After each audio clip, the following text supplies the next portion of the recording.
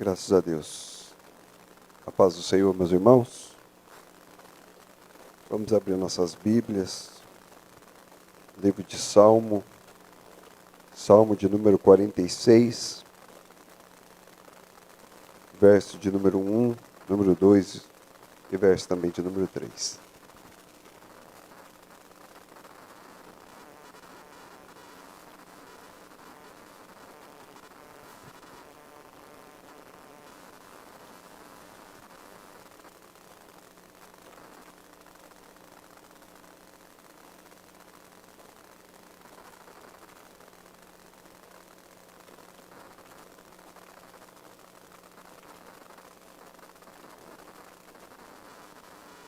Amém, irmãos?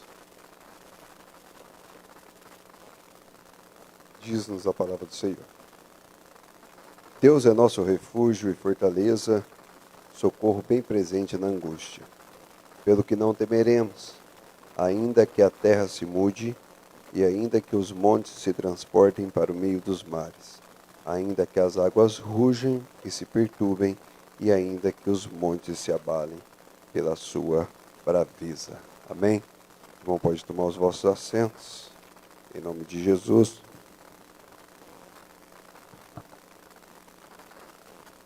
Há algum tempo atrás, acredito que há alguns meses, eu ministrei essa mensagem aqui, e Deus colocara novamente ela em meu coração.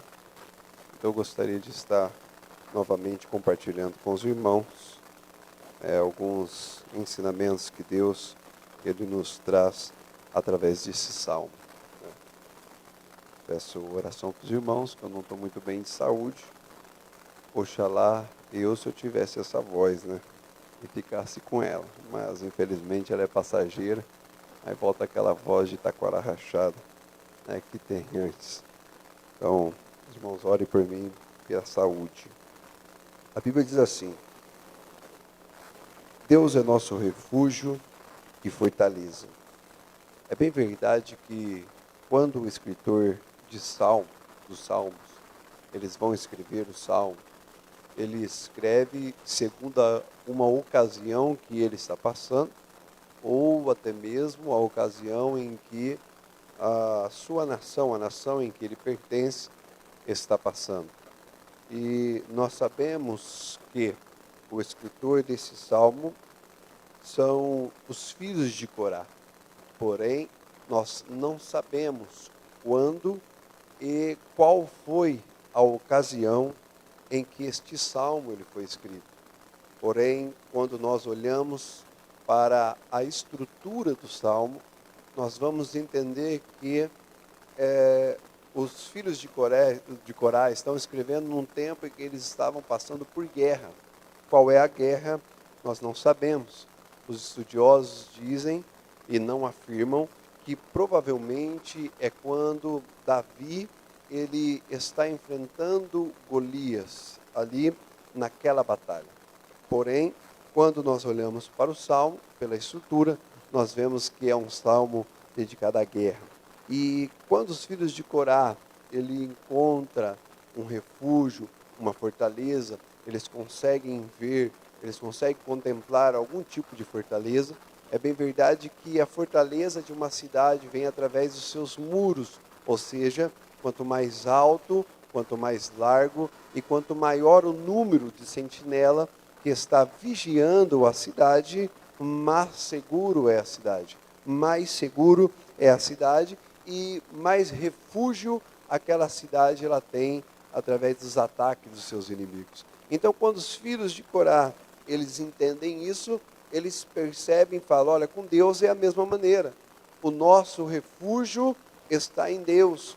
O nosso refúgio está no Senhor. Nós temos que nos refugiar em Deus. Quando nós olhamos para a Bíblia, nós vemos que quando o vingador, ele vinha para poder vingar a morte de um ente querido através da espada contra o assassino, a Bíblia diz que essa pessoa que infringiu, matando o seu irmão, matando o ente querido do vingador, ele tinha por direito fugir para uma cidade chamada Cidade de Refúgio. Ali os anciões, eles iam analisar o caso, se por um acaso essa morte fosse uma morte sem intenção de matar, então eles refugiavam essas pessoas e o vingador não tinha mais poder na vida da pessoa que tinha matado o seu ente. Os filhos de Corá olhou e falou assim: olha, quem está em Deus, o vingador não tem mais poder. Quem está em Deus, o inimigo da pessoa não tem mais poder. Então os filhos de Corá dizem assim: olha, se o inimigo vier te atacar, se refugie em Deus. Se as adversidades diárias da nossa vida vier contra nós, nós temos que nos refugiar em Deus. E o que me leva a me perguntar, irmãos, é o seguinte: quando as adversidades diárias vêm sobre a minha vida, sobre a sua vida, nós estamos nos refugiando em quem? O melhor refúgio não está no nosso vizinho. O melhor refúgio não está no nosso amigo. O melhor refúgio não é quem está do nosso lado. O melhor refúgio que nós temos é Deus. A Bíblia diz assim, que Ele habita num lugar inacessível. Agora entenda comigo, se Ele habita num lugar inacessível e nós estamos refugiados nele, Satanás não tem acesso, os demônios não têm acesso, o inferno não tem acesso. Nós temos que entender que o melhor refúgio para nós é Deus. Só que só se refugia aquele que sabe que não tem o poder suficiente, não tem força suficiente para poder guerrear contra o seu inimigo, para poder batalhar contra o seu vingador. Quando ele entende que ele é fraco e que ele não tem o poder suficiente, então ele vai até a cidade de refúgio. E quando o salmista ele escreve: Deus é o nosso refúgio, nós temos que entender que só se refugia em Deus aquele que sabe, aquele que reconhece a sua fraqueza. E hoje, irmãos, reconhecer a sua fraqueza é difícil. E hoje, reconhecer que sem Jesus nós nada podemos fazer é difícil. Hoje em dia, é um querendo ser maior do que o outro.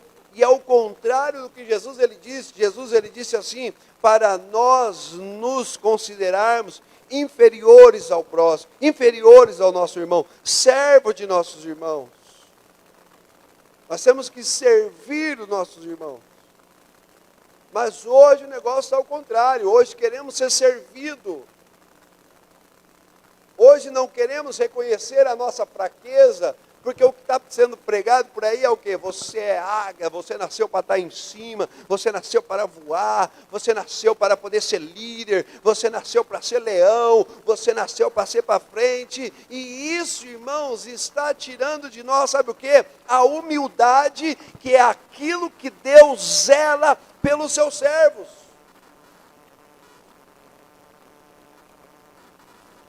Deus, ele zela pela humildade. Deus, ele zela por aquele que reconhece a sua fraqueza. A Bíblia diz que Deus, ele é aquele que abate o exaltado, mas dá graça ao humilde. Aleluia. E aquele que está no pó, no monturo, ele coloca para sentar entre os príncipes. Deus é o Deus que olha e ama aquele que reconhece a sua fraqueza. Saber que não pode, saber que não tem, saber que não pode, saber que não faz, saber que não sabe.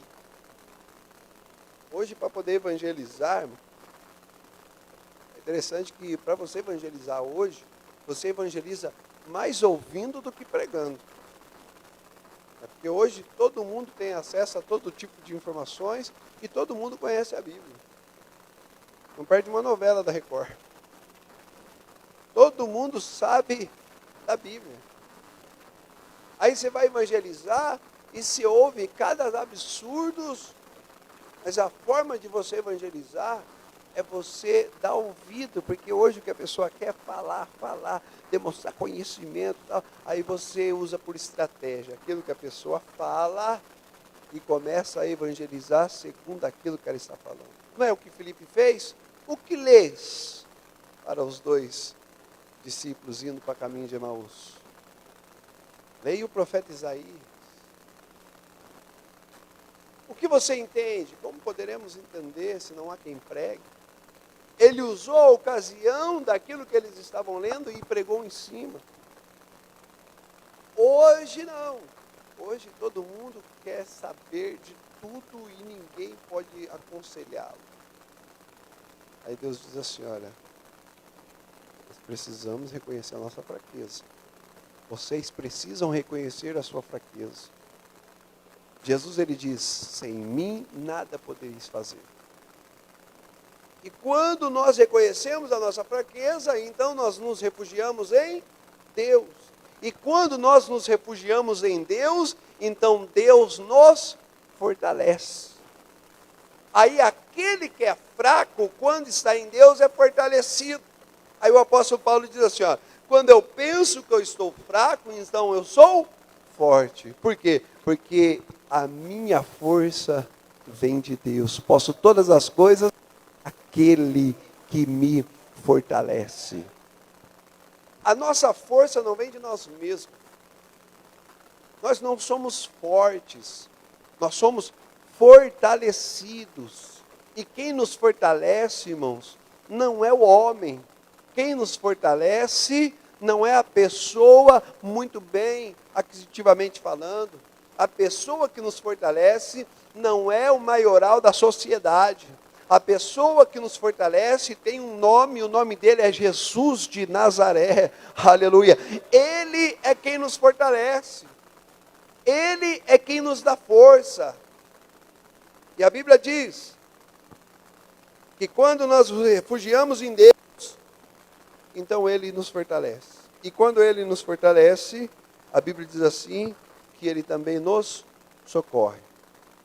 O que é socorrer? Socorrer, irmão, sabe quando você não tem mais força?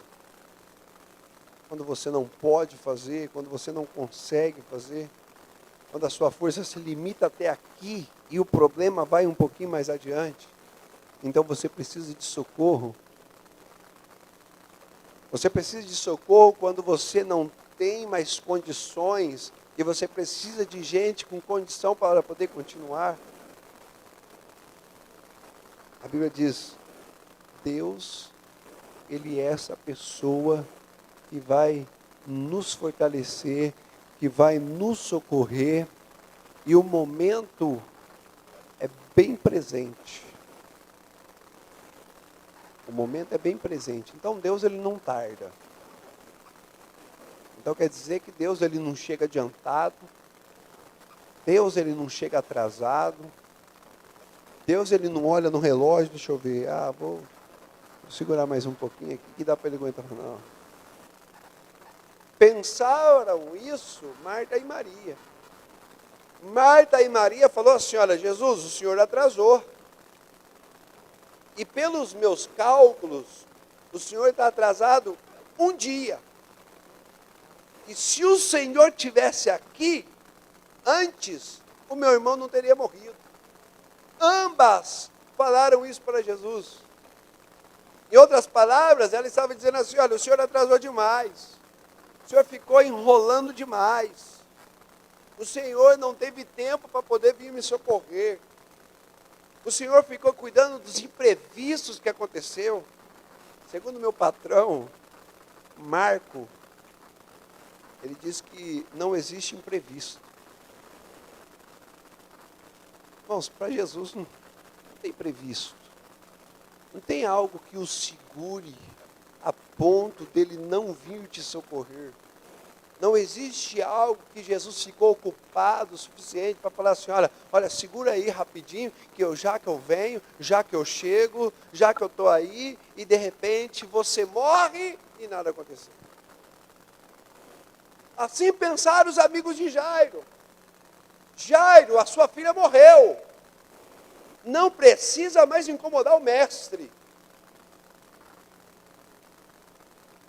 O socorro de Deus, irmãos, a Bíblia diz que é no momento presente.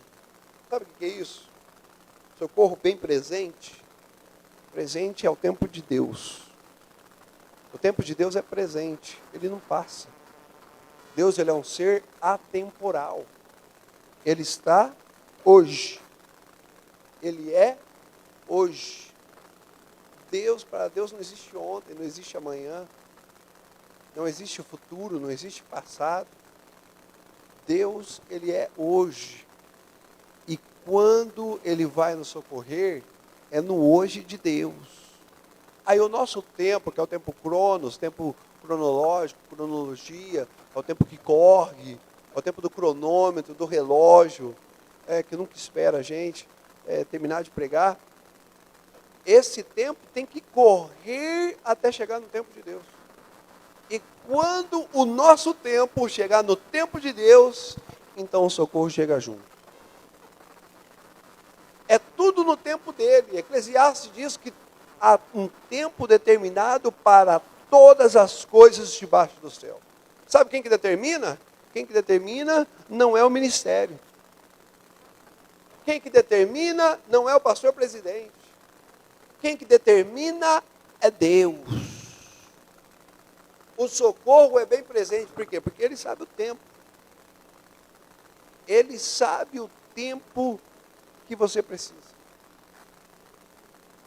Quando a Bíblia diz que Jesus estava indo na casa de Jairo, no meio do caminho apareceu uma mulher. Essa mulher, diz a Bíblia, que ela possuía uma doença há 12 anos. E a doença dela era um fluxo de sangue.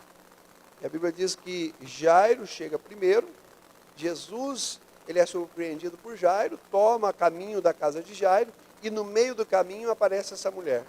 Se Jairo chegou primeiro, quem tem que receber a bênção primeiro? Pelo óbvio, Jairo. Mas quem recebeu a bênção primeiro? Aquela mulher.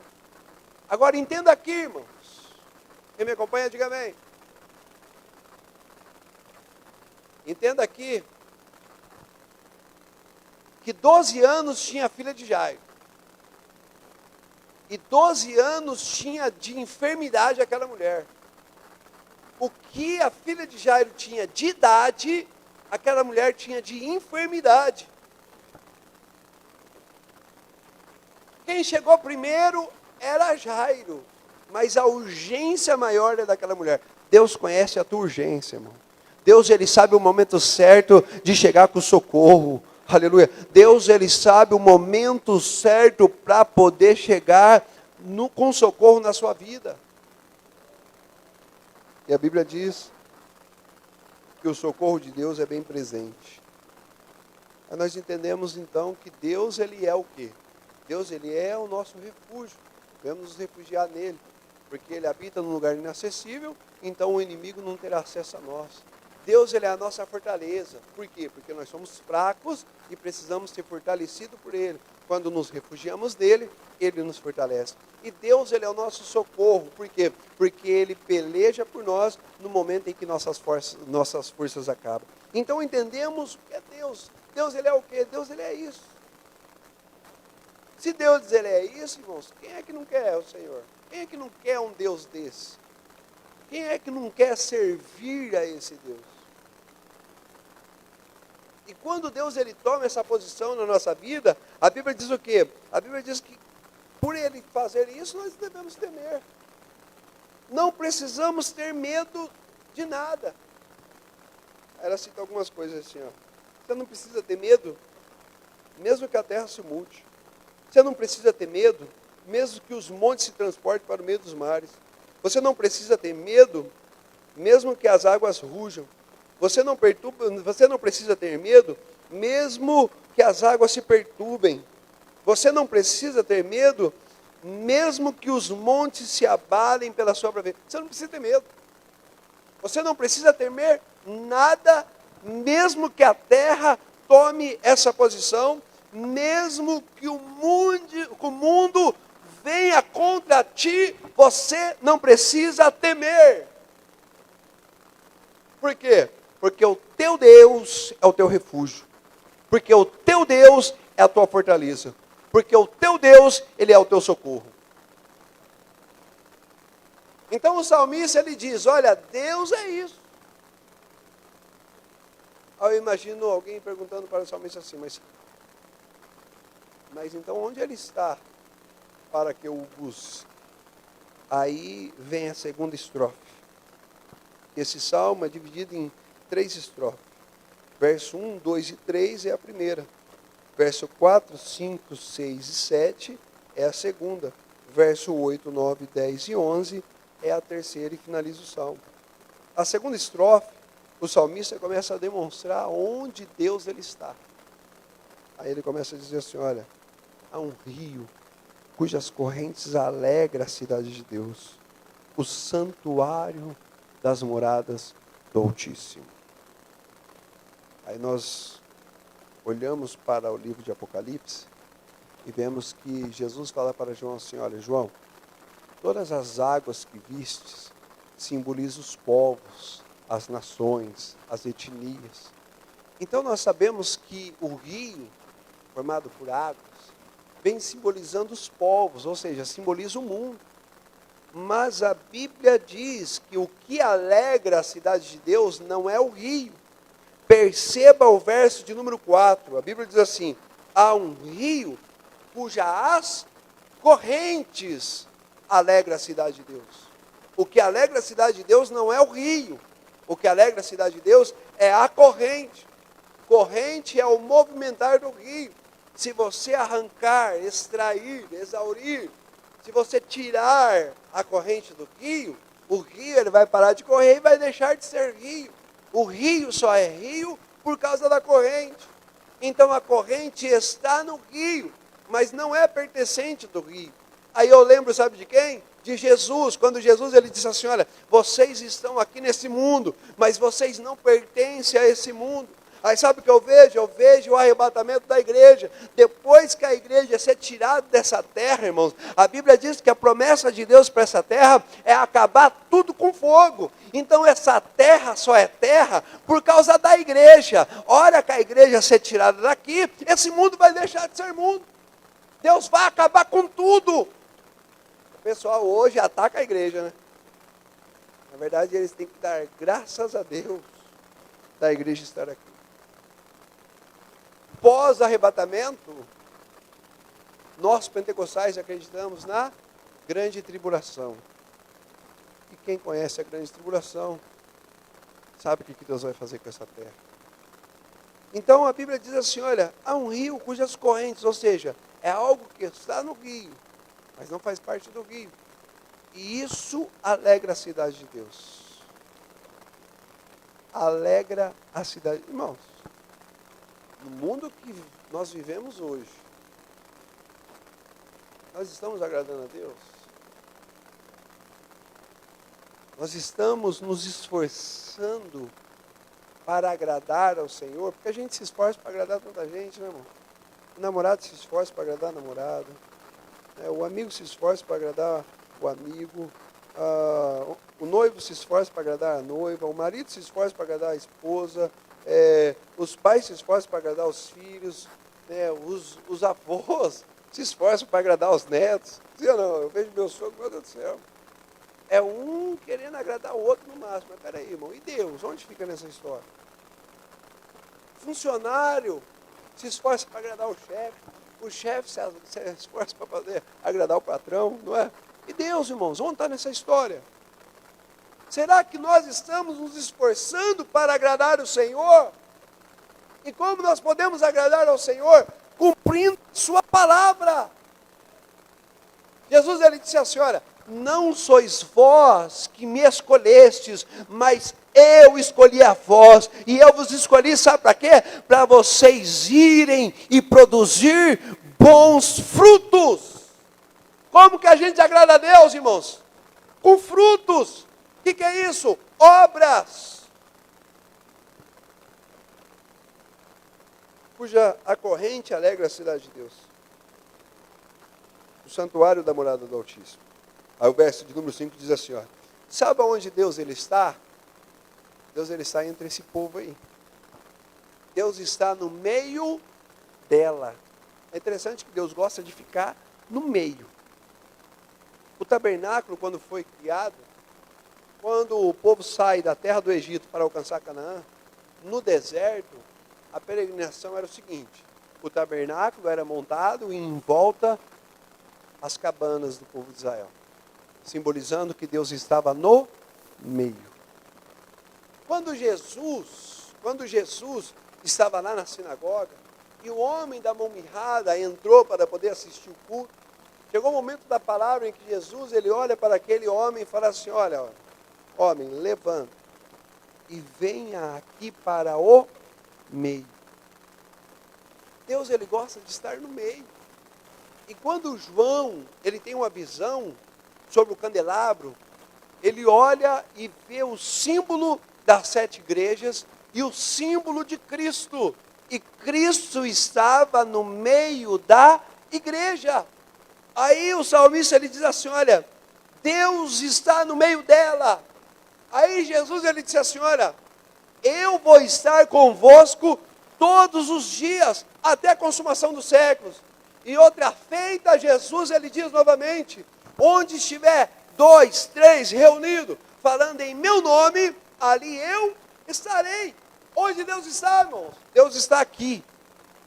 Eu não estou falando que quem está aqui é os 4 anjos, no quatro canto da igreja. Eu não estou falando que os anjos estão sobrevoando e os arcanjos estão passeando aqui com a bandeja de ouro na mão para entregar. Não, não estou falando que os 24 anciões deixaram seu trono lá no céu para poder assistir o culto aqui. Não, eu não estou falando, irmãos, que os serafins deixaram de adorar a Deus lá e veio para poder adorar a Deus aqui junto conosco. Não estou falando isso. Eu não estou falando, irmãos, que os 4 animais que ficam lá no céu adorando ao Senhor estão aqui adorando junto com a gente. Eu não estou falando, meus irmãos, que aqui em nosso meio está os 144 mil para agradar ao Senhor junto conosco. Eu não estou falando isso. Eu estou falando que Deus do poderoso junto conosco está aqui para receber a nossa adoração. Eu estou falando que Deus está aqui.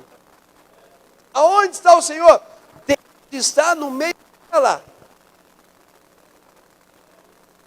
Deus está no meio dela. E ela não será abalada. Por quê? Porque olha só, se Deus é nosso refúgio, fortaleza e socorro, nós não devemos temer. Se nós não devemos temer, é porque nós confiamos em Deus. Confiamos que Ele é o nosso refúgio. Confiamos que Ele é a nossa fortaleza. Confiamos que Ele é o nosso socorro. Então nós confiamos em Deus. Aí o salmista diz assim: aqueles que confiam no Senhor serão como o monte de Sião, que não se abala. Mas a gente não se abala, irmãos. Por que a gente não se abala? Porque Deus é quem nos ajuda. Desde o romper da manhã. O que é desde o romper da manhã? Deus nos ajuda quando a gente levanta. Deus nos ajuda no momento do café. Deus nos ajuda no momento de ir para o trabalho. Deus nos ajuda quando nós estamos trabalhando. Deus nos ajuda quando a gente está almoçando. Deus nos ajuda quando é o segundo tempo do trabalho. Deus nos ajuda quando a gente está regressando para a nossa casa. Deus nos ajuda quando a gente está vindo para a igreja. Deus nos ajuda quando nós estamos na igreja. Deus nos ajuda quando a gente volta para casa. Deus nos ajuda quando a gente vai dormir. E Deus nos ajuda quando nós estamos dormindo. Em todo o tempo nós precisamos de Deus. Uma coisa que eu costumo falar, sabe o que é, irmão? Nós temos que ter o mesmo sentimento de Davi. Quando Davi pecou, a Bíblia diz assim que o profeta chegou até ele, anunciou o pecado, ele prostra perante o profeta, tira a sua coroa e fala assim: olha, Senhor, pode tirar de mim o que o Senhor quiser. Arranca trono, arranca riqueza, arranca o cetro, arranca a coroa, arranca tudo. Arranca as riquezas. Eu posso perder tudo, mas não posso perder a presença do Teu Espírito. Não posso perder a Tua presença. Por quê? Porque sem Jesus não dá, irmão. Sem Jesus não dá para viver. Não tem como a gente viver sem Cristo. O nosso viver é Cristo. Se tira Cristo do nosso viver, acabou a vida, irmão. Não existe vida sem Ele. Nós temos que entender que nós só estamos vivos porque Ele vive em nós. A partir do momento que Ele não viver em nós, aí se cumpre o que o irmão veio aqui e leu. Aquele que for batizado será salvo, mas aquele que não for, aquele que não crer, já está condenado. Sem Jesus não dá para viver. Por quê? Porque é Ele quem nos ajuda. E a Bíblia diz assim que, para terminarmos, a Bíblia nos mostra que esse Deus, verso número 7, Ele está conosco, aqui, conosco. Deus, Ele está conosco. Então entendemos o que Deus Ele é. Então nós entendemos onde Deus Ele está.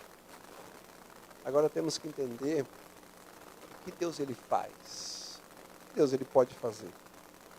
Aí o verso de número 8 diz assim, ó: Vinde, contemplai as obras do Senhor, que desolações tem feito na terra. Então, é Deus que faz, irmão. Às vezes a gente tem que descer do pedestal e dar uma acalmadinha no nosso orgulho, né? Achando que se a gente não tiver no meio do negócio, o negócio não anda. Não, irmão. É Deus que faz. Ah, mas se eu não clamar, as pedras clamarão. Então, irmão, tá achando? Às vezes a gente acha que a gente é o último bolachinha do pacote. Se eu não quiser pregar mais, irmão, olha quanto Deus Ele levanta aqui para poder pregar. Se nós não quisermos pregar, olha quantas pessoas aí no beco, na sarjeta, quantas pessoas aí, irmão, nas drogas, que Deus Ele tirou, libertou, deu um banho, deu um nome e colocou para poder pregar a sua palavra. Vinde contemplar as obras que é Ele que faz, irmão. Se acontece um milagre na igreja, é Ele que faz. Se uma pessoa é curada, é Ele que faz. Se uma pessoa recebe a palavra e agora tem a resposta daquilo que ela precisa, foi Deus quem respondeu. Eu apenas sou o pregador. É tipo o violão, Luiz Carlos. Se o Luiz Carlos não tocar, o que o violão vai fazer? Ô violão, nossa, como você toca bem. Coisa de louco. Nós somos o instrumento. Deus é o instrumentista. Toda honra, toda glória, todo louvor, toda admiração e todo respeito tem que ser tributado somente a Deus. Vinde contemplar as obras que Ele faz na terra. E o que Ele faz? Para terminarmos. Nossa, eu já passei do horário. Ele faz aquilo que nós precisamos. Ele faz para nós. Amém? Deus abençoe os irmãos. Em nome do Senhor Jesus, volta a palavra à geração do culto para o pastor da igreja. A graça de nosso Senhor e Salvador Jesus Cristo, o grande amor de Deus, nosso Pai, as doces consolações do Espírito Santo, seja sobre todos e todos digam, está terminado em nome de Jesus. Cumprimento.